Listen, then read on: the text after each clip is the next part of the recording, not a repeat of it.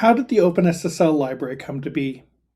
The prior video in this series explained what OpenSSL is, and now we will get into the story of how it came to be.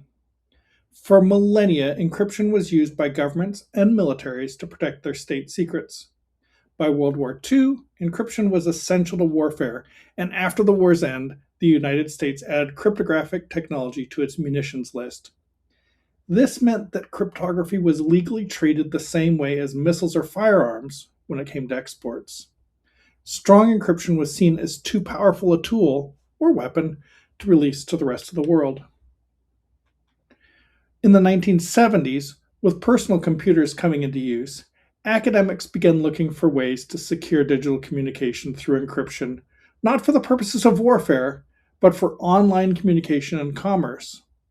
In 1978, these three academics, Rivest, Shamir, and Edelman, published a paper that described a highly secure cryptographic algorithm, which is now known as RSA. In the 1990s, with email on the rise, Phil Zimmermann founded a free email encryption tool called Pretty Good Privacy, or PGP, which used that RSA encryption. It was popular and spread rapidly, including outside of the US. As a consequence, he was investigated by the US Customs Service for violating export control laws, putting the issue of encryption export laws into the spotlight. Frustrated by these export restrictions and legal risks, two software engineers in Australia decided to create software that would make it possible for anyone, anywhere, to secure their online communications. In 1995, those engineers, Tim Hudson and Eric A. Young, created and launched SSL EAY under an open source license. It quickly became very popular and was widely adopted around the world.